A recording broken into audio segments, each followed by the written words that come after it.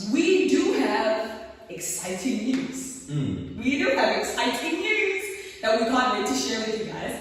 But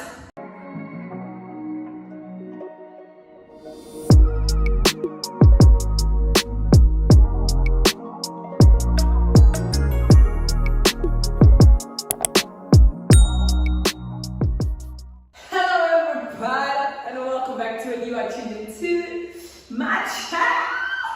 That I'm invading.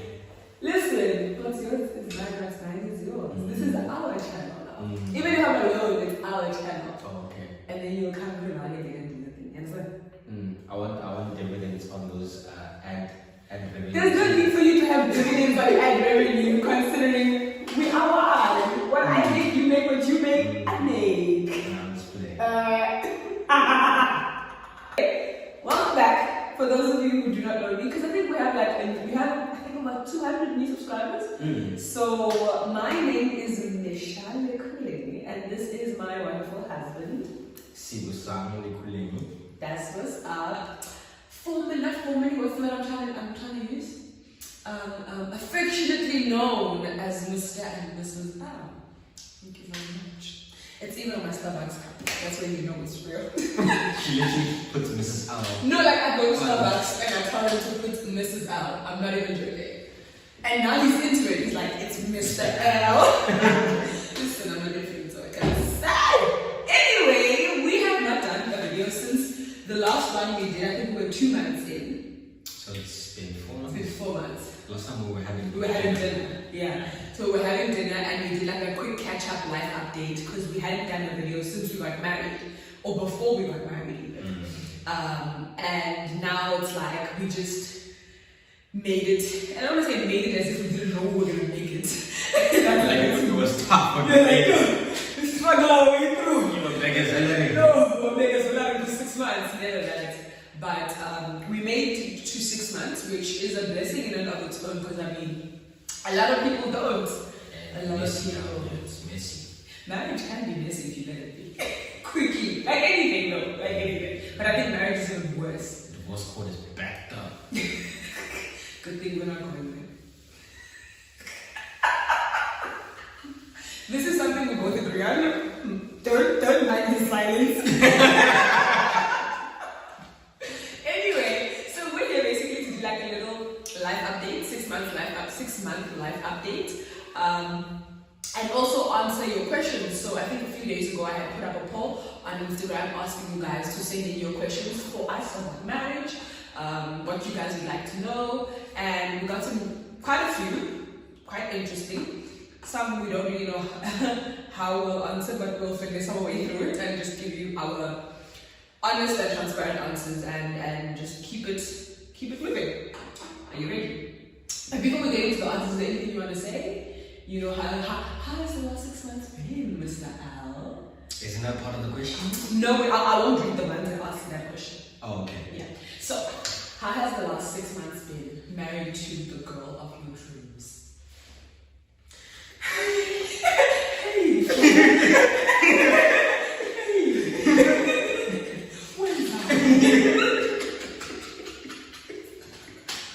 Inside joke. This is not the river inside joke, y'all. But if you watch the river, you know. You know what we're talking about. If you know, in the comment section, who does this? Hey.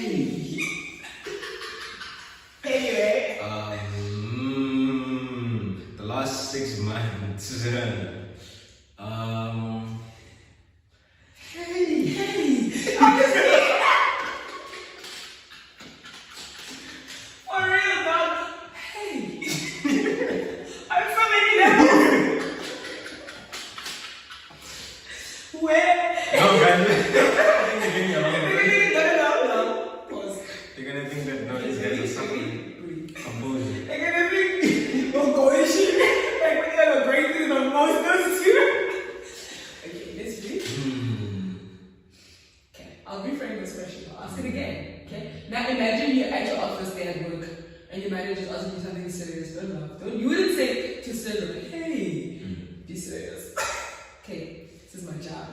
Take this seriously. How's it been being married for the past 6 months to the girl of your dreams? So our relationship has been growing month on month by 10%. Wow! Intimacy thereof has been on an up and up. I've been getting to know my wife in many ways, ways that I never could have fathomed, loving her in ways that I never could have fathomed. I've been learning about how women and men are generally are just different, and not that I didn't know that at first. Oh, yeah. But you get It's just the different. practical side of how different we are and the way we think, the way we do things, and then making room for those differences in our lives, so that we can still be in one accord. Yeah. We can still love each other in spite of those differences, in spite of those different ways of doing things. It's been a time of learning each other in this new space, learning how to still be best friends with one another, though now we are taking life on as a couple. And obviously the things of life hit, whether you are changing jobs, whether now you're paying bills, you are doing a lot of things. It all comes at you very fast. It comes at you very fast. Yeah. But I think the one thing that I've been grateful for is that throughout all of the changes that we're going through, we're not going through them alone, we're going through them with each other. Yeah. And yeah, that's something that I'll cherish, and something that I would want us to keep doing for the duration of our marriage, for the duration of our whole lives. We always have each other to go through life. Everything. I think that's the best part. It's even something that I usually say to people, that the difference between us in Christ and those in the world is that we all get hit with things at the same measure, but the difference is we go through it with Christ at our side. You know, so now it's like that thing that our marriage counselors said, that that two are better than one, two chord string is better than one. So it's you and your husband, and the third chord is God. You know, so now it's like you kind of have a fortified system to help you through things, because it's not that things are not going to happen. And I think that was something that we learned very quickly, you know, getting into marriage, is that, listen, life doesn't stop. Excuse me, and it's not going to stop for you. It's not going to get easier for you to accommodate you. And now because you guys are lovey-dovey and you're married, you think things are going to be just and jane. No. Life is going to life. And the best part has been, we went from complaining and crying and going through things over phone, and then, you know, maybe in the car or on a date, and we'll talk about it. Now it's like, hey, together we'll just both go, hey, you know, because at some level in the past it was, okay, he's going through something, how do I support him through that from a distance, and allow him to be him and do his thing and figure that out, and vice versa. Now it's like, if he's going through something, I'm going through something, you know, and vice versa. So now it's a matter of figuring out, you know, that journey of how are we there for each other, how are we there, you know, how do we support each other. It's easy there by dating. Dating is nice and easy because it's a couple of hours in a day, it's a couple of phone calls, a couple of texts, and then when you get it, and not to be cynical, not to be like super harsh, and like marriage is amazing, dude. It's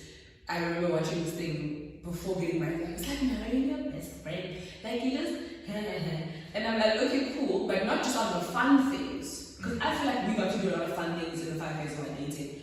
You know, we did the most. And in getting married now, 6 months in, it's life.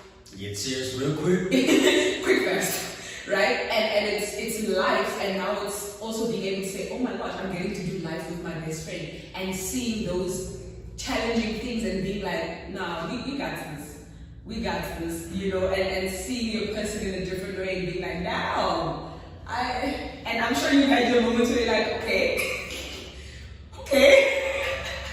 you know, but it's like everything he said, I'm going to echo literally what he said. It's been such a learning, it's been such a sanctifying process, it's been such a mirror. I think I read someone's status today, and they were just saying something about how God wants more than to just work through you. He wants to work in you. And I think marriage is the biggest inworking you will ever have. Living with someone, not just living with someone, sharing a life with someone, to that extent of being called one. Like there's no, my nails are rank, guys, don't judge me. We'll fix them this week. I know, I just thought about well done. Anyway, yes, man, it's just been such a learning, it's been so both blissful, both challenging, both, sanctifying. I was saying this to my mom and she was asking, how things been going on? And I was like, it's every emotion you can experience in one. It's all of them. And yeah, man, it's crazy. I think that the best way that God can minister to you is literally through your reflection in someone else's eyes. Like, not that, I don't know how to put it eloquently, but it's the way I respond to you, the way I see you, the way I speak to you, the way everything has intentionality. And in the moments when that intention slips, the Holy Spirit is like, is this you? Is this you? And so in that sense, it's just been so beautiful and so a lot. But I don't want to go, far with the video. We still have a lot of questions to answer, so this will make the video even longer, so I won't do that. If it gets too long, I'll cut it and we'll do a part 2. Alright, so let's get into these questions, y'all. Now,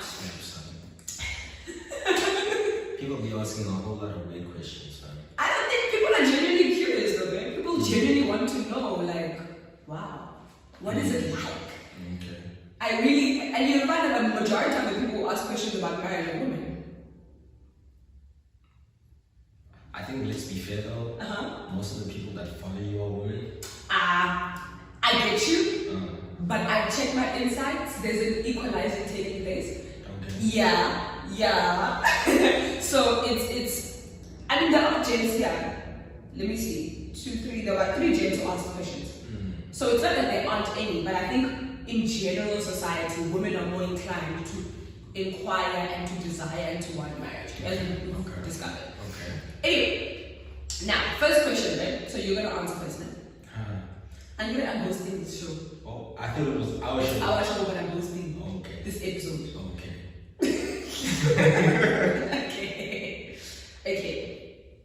Let's see what this lady is saying here. The question is, greatest lesson you've learned in 6 months of being married? And I think I just mentioned, for me, how sanctifying it is. And maybe you can just have a little bit, just a quick, doesn't have to go too deeply, because we mentioned it as we were talking about, how it's been. But for me, it's just how sanctifying it is, and just how God truly can use it as a mirror to check you, right? To check your heart. Because I think even if you were to be married for the wrong intentions, when you get in, it's like that thing, when you say the devil is literally fighting marriages. He's always waiting for something to break you apart. He's always waiting to use something. And like we said, there will always be something. It's just how you guys respond to that something that can either make you or break you. Yeah. You know what I mean? So for me, the greatest lesson is, it is the biggest sanctifying journey I probably have ever been and will ever be on. Yeah. That's cool. I think it'll kind of feed into what I'm about to say. Sure. And I think the greatest lesson for me personally that I've taken away from these past 6 months is that there's a high demand upon you. And a high demand comes from whatever you do, there's a high demand in terms of what is required. Obviously, there's a high demand from you just being someone who's courting someone. For sure. And then being someone who's supposed to be the head of the home. But also there's a higher demand in terms of whatever you did before you got married will get magnified in marriage. Yes. Positively and negatively as well. If you had anxieties about certain things about your marriage, and then you step into marriage, those anxieties will be enlarging, those fears will be enlarging. For example, if you had fears about finances and you had not come to terms with how God is a provider and that He will sustain you through anything, and you walk with the those anxieties and fears into marriage. Yeah. One thing that marriage does is that, like I said, it demands more from you. Yeah. And so you will feel that pressure, especially on finances, even more. And if you have not come to terms with how to lay those anxieties at Jesus' feet, then it's going to become problematic for you. Yeah. It's going to become problematic for your spouse as well. So that is the lesson that I've learned, is that in all things, I need to learn how to manage what I am feeling, and also tell my wife how I'm feeling, and then it will help us navigate it together. Yeah, definitely. Oof. And I mean, I think for us generally, even when we were dating, transparency was never like an issue, because that was something that we kind of got clear on very early on, that that's a requirement, that we have to be transparent. But I definitely agree with what you're saying, in that marriage magnifies everything. The good, the bad, like the good habits, the good traits, the good thought patterns, the good behaviors, it'll magnify. The bad, it'll also magnify. So like I said, it's just that mirror. You step into it and it's like, this is who you really are. You know, that's who you thought you were as a boyfriend or as a girlfriend. Now you are. It's a different ballgame. Anyway, now next question is, what's one thing that you admire about each other now that you're married? So in that, obviously there were things you admire in the dating sense, but now that you've seen your wife, you've seen your husband in their fullness, essentially, at this point in life, what's that one thing that you can say you admire? I'll let you handle this one first. Okay. I think for me, I definitely admire on a new level your selflessness and your ability to be like, considerate. Yeah, definitely. Those are, and I mean, they've always been qualities you've had. Like I said, it's magnified. Like you said, it's magnified. Whatever you've had, that is magnified in marriage. So it's not that there was anything new, but it's now seeing it on a larger scale, or seeing it up close. You know, in situations and in moments where you're like, if it were me, I probably wouldn't have done that. Or if I was feeling a certain type of way, I probably wouldn't have been that considerate or whatever. But then the way you like continue to, look at you trying to figure out.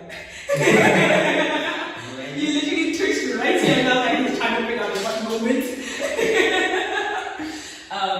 But yeah, so it's that thing where how like you genuinely never like fail to put me or us, you know, first, even if you're not necessarily feeling up for it, or you know, that kind of stuff, where it's something as simple as if I'm not feeling particularly well, and you know, not to say that there's general rules in this household, like where you do that, like it's our space to do what we need to do, but just even the thing of I can go to sleep if I'm not feeling well, and you literally clean up the whole house, and I wake up, I'm like, damn. Damn, okay. She done mopped the floors, I didn't do okay. What I gotta do now? You know? And it's those things where you're just like, and cleaning is like the bare minimum, like it's not like the biggest thing. There are many other things that I can mention, but just at the tip of my tongue. Something that draws from you, like it literally tires you, and you're generally really tired, but you still take the time to, you know, do, you know, for us, for me, for whatever the case may be. So definitely your selflessness and your consideration. You could have just stopped at selflessness, because consideration was actually something that I was going to hop on. Really? Yes. I mean, you don't know about that. So, for me, it is your consideration of me in all that you do. Whether it is you're doing ministry stuff, and you are, let's say for example, going to host an abide night, it's always about how will it impact you, even when you're doing things around the house, how will it impact you? And I appreciate that. I love knowing that you think of how your actions will impact me. I appreciate that. You smart, you loyal, you pray, and I appreciate that. Thank you, sir. Alright. This is a good one. Why? Do you think waiting was worth it?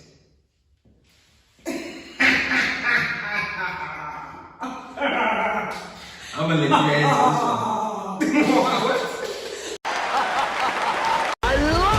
Only people who watched the Hunger Games will know that reference. Was waiting worth it, my G? Let's hear it. So when they say waiting, what does that mean? You know what they mean. Was waiting to have sex until you're married with it. Yes, it's worth it. For one, I don't have emotional scars. I don't have crazy stories I could tell you about baby mamas outside of my marriage. I don't have that necessarily. I don't necessarily have that emotional damage or baggage that I brought into my marriage, or framing of comparison between one person and the next with my wife. My wife is my only experience. My wife is the only one that I know and will ever know. So if it's a matter of was it worth it, of course it's worth it. Another thing is it was worth it because it's what God wants for us. Not just for me, it's what God wants for us in general. And when you do step into that marriage and you experience sex, since this is clearly a question about sex, when you do step into marriage and you experience sex with the person whom you're supposed to experience sex with, I think there's a greater value that's drawn to that sacred act, the sacred act of a covenant between a man and a wife. And the reason why sex is very devalued in today's age is because it's an open exchange between anyone and anyone. Anyone can just get it. Exactly. Yeah. You're just like, he can get it, she can get it, they can get it, and it's just, for men, we've almost sort of attached the value to your manhood and say if you can sleep with as many women as possible, that makes you more of a man. Or that makes you more of a desirable man. And I think that's a warped idea, a warped thinking of what sex is intended to be. Especially, I mean, I can just hear when you're having sex, you know that there's commitment, you know there's love, you know there's trust. And it's far more than just a physical experience, it's a spiritual experience.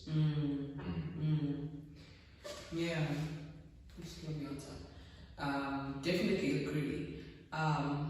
Was it worth it? Obviously, like Misha said, that's God's desire, that's God's instruction for us. It's how God intended it to be, So with the blessing of doing what God intended, the way He intended, at the time which He intended, you reap the benefits and the protection of that.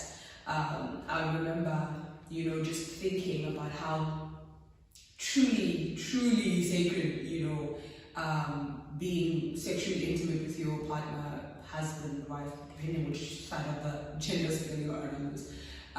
It's so real and it's so, and I can't imagine on this side now having gone through that experience with multiple people.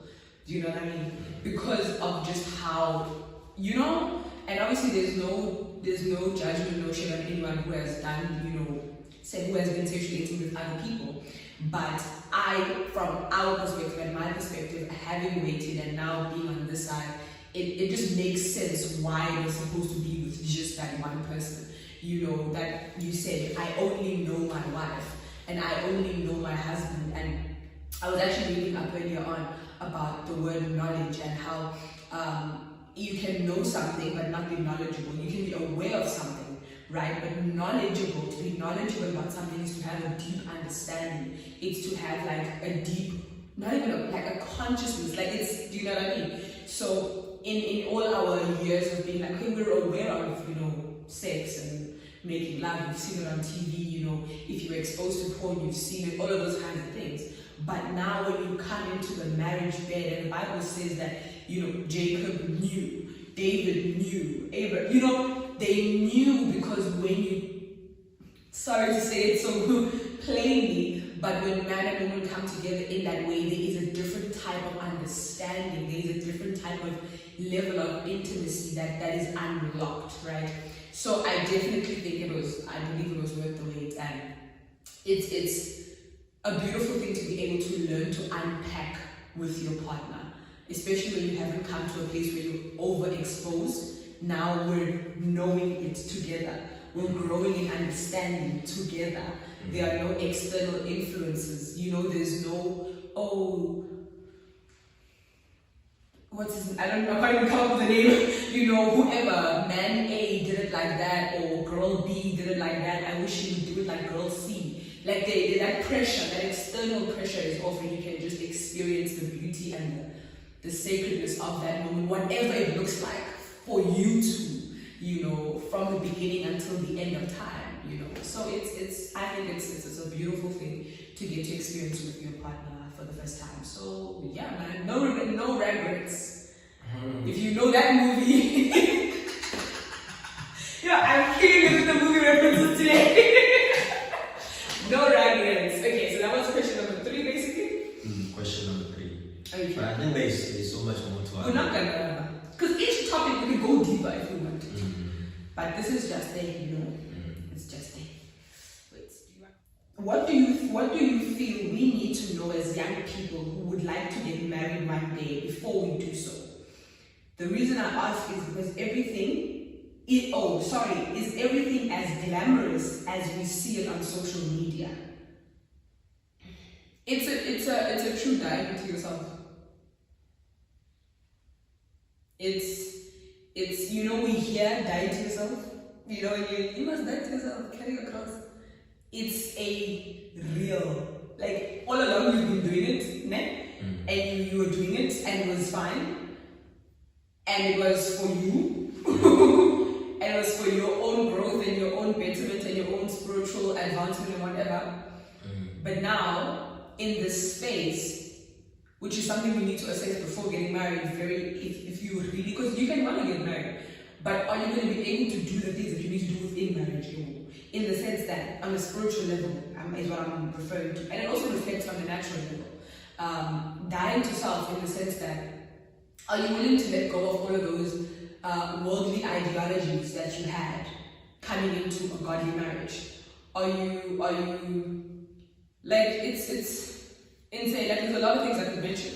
Are you willing to compromise? Are you willing to have the hard conversations? Those are little examples of dying to self. Because if you're used to being a person who says, I can do me, I'll do whatever, like I don't need you, that's something that you're going to need to die to before you get married, because there's no you without them and vice versa. So I can't make decisions. I can't. It's like some of the silliest stuff. We run what would seem like silly things to other people and be like, babe, what do you think about this? And vice versa. It's not just I'm the only one who does it, because that's the initial thought. People were like, oh, you're asking for permission because you're the woman and he needs to allow you, that kind of vibe. And there's validity to that, in that being his wife and being his support and him being head over me, I do need to go and technically get permission, as archaic as it sounds. So like, say up your chest, man.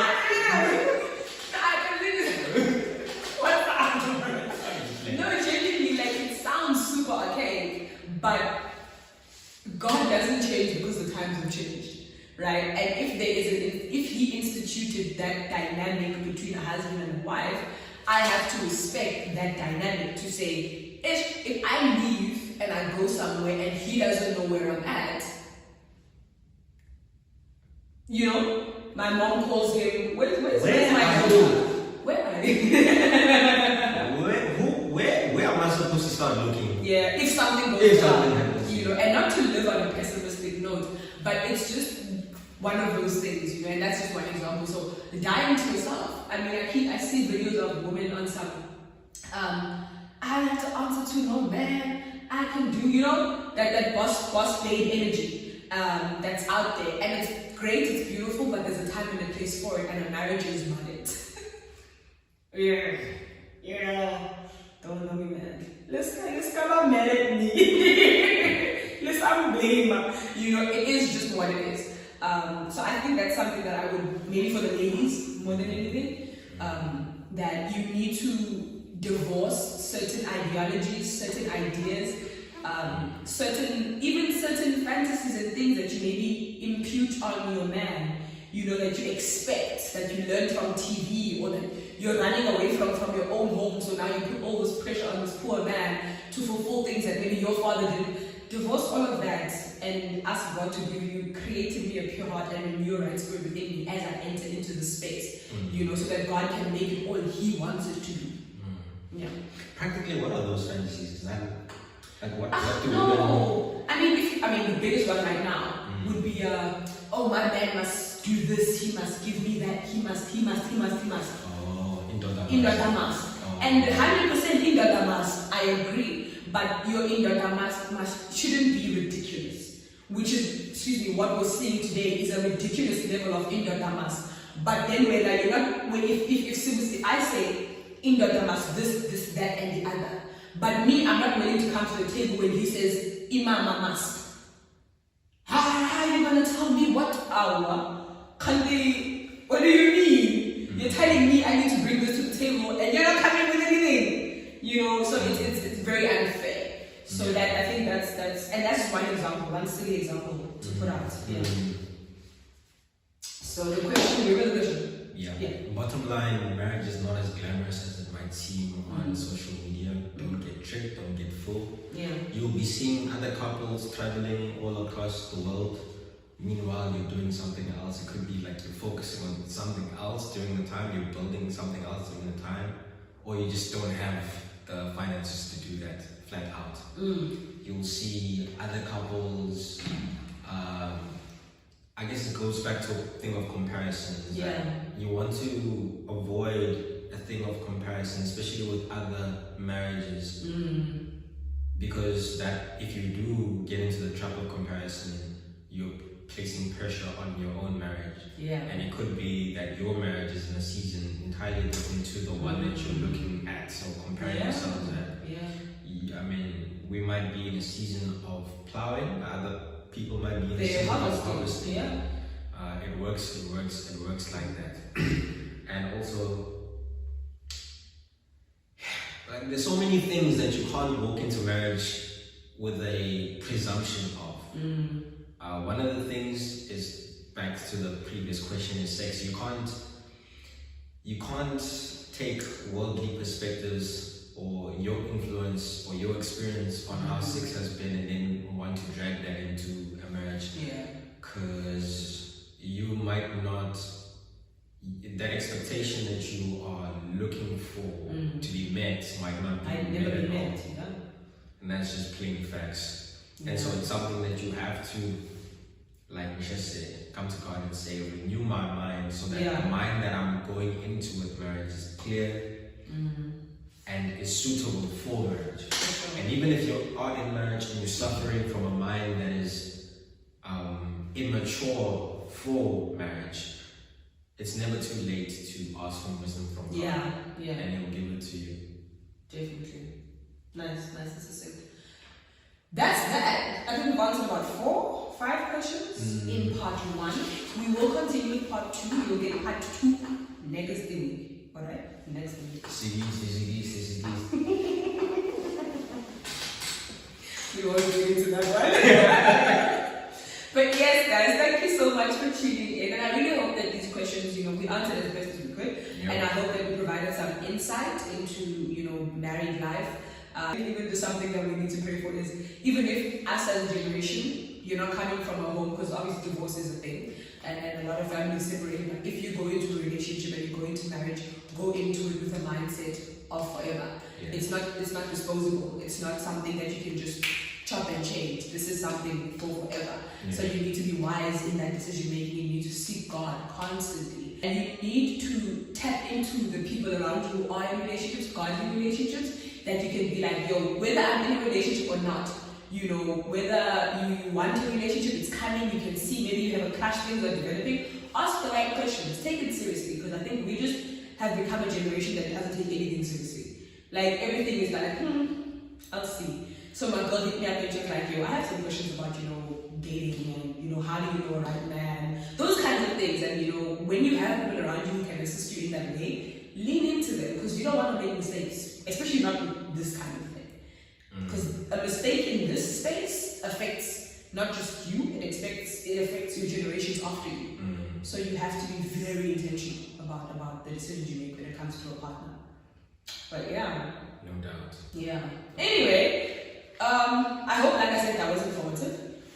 From us in our little 2 cents of what we know about marriage now, 6 months in, we do have exciting news. We do have exciting news that we can't wait to share with you guys. But you will have to wait till Wednesday. Today is Monday. You're seeing this video on Tuesday, the 27th, right? So the announcement is then happening on Wednesday, the 28th. Yeah.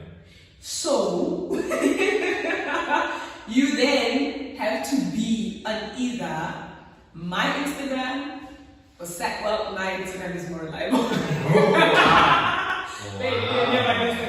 But he will post this one time just to show you guys. I'll come out of the cave. Come out once in a while because I must not be active on social media. Meanwhile, the wife is. Meanwhile, the wife is what? Is what? What is this? I wonder. Nakhala, you know, man is out there shooting content away. but when we spoke about this, what type of content? Again, we spoke about this as a family and we agreed. And he's going to get into social media just for the right things. Can't be out here.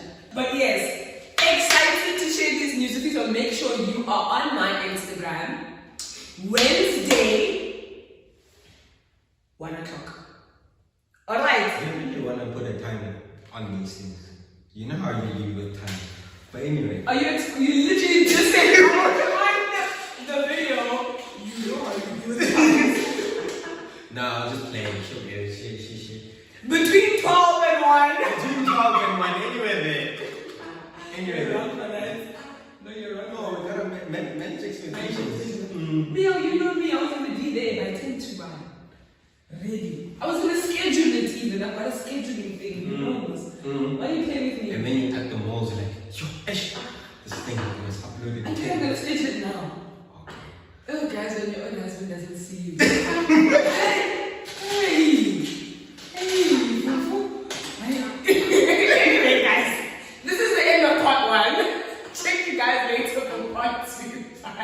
Bye. Men at home, eat your cabbage. If you know, You know. You know.